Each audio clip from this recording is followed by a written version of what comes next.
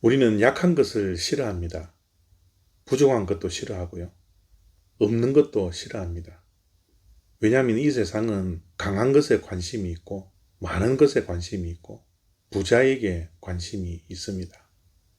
그래서 우리는 강하게 보이려고 합니다.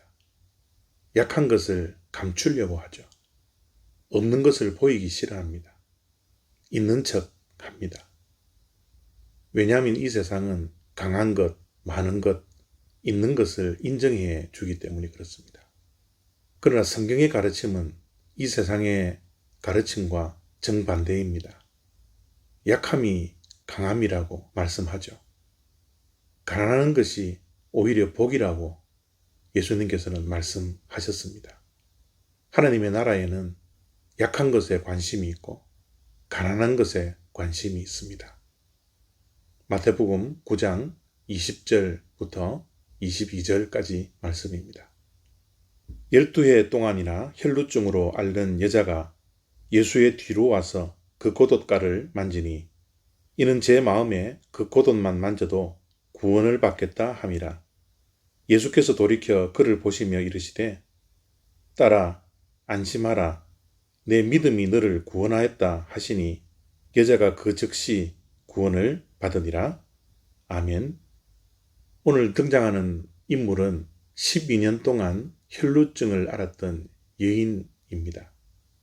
혈루증이라는 것은 하혈을 하는 것이죠.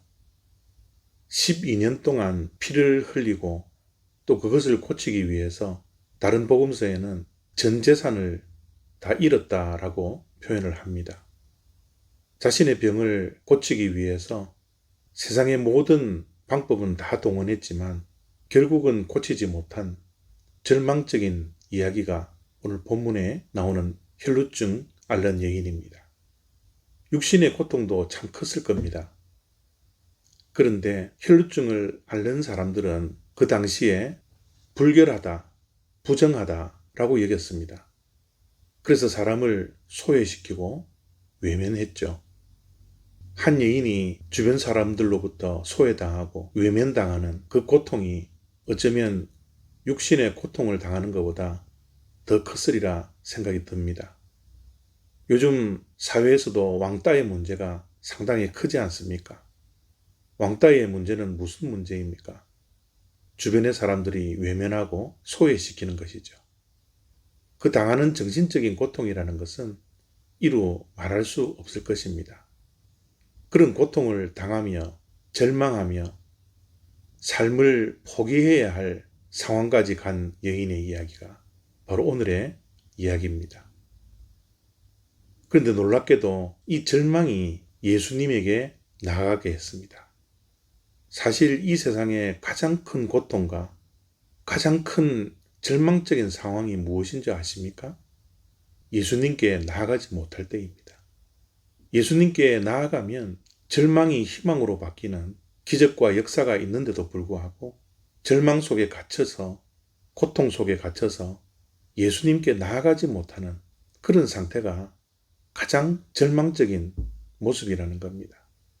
이 여인에게는 절망적인 상황이 다가왔지만 그럼에도 불구하고 예수님께 나아가서 예수님의 옷자락을 만지면 나을 수 있다라는 그 귀한 믿음이 있었기 때문에 예수님 주변에 수많은 사람들이 모여있는 그 상황을 뚫고 예수님의 옷자락을 만졌던 것입니다.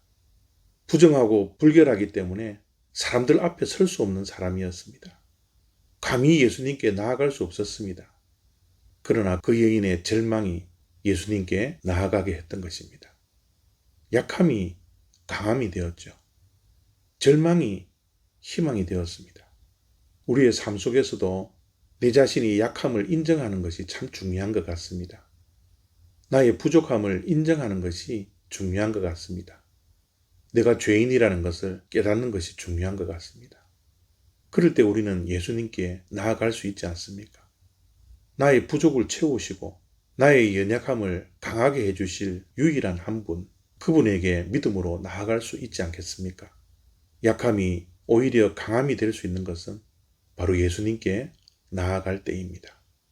오늘도 우리에게 어떠한 연약함이 있습니까? 어떠한 부족함과 죄악된 모습이 있습니까? 예수님께 우리 모두 나아가기를 원합니다. 예수님께 믿음으로 나아가는 자는 결코 절망적이지 않습니다. 왜냐하면 예수님이 유일한 우리의 희망이요 소망이기 때문에 그렇습니다. 감사합니다.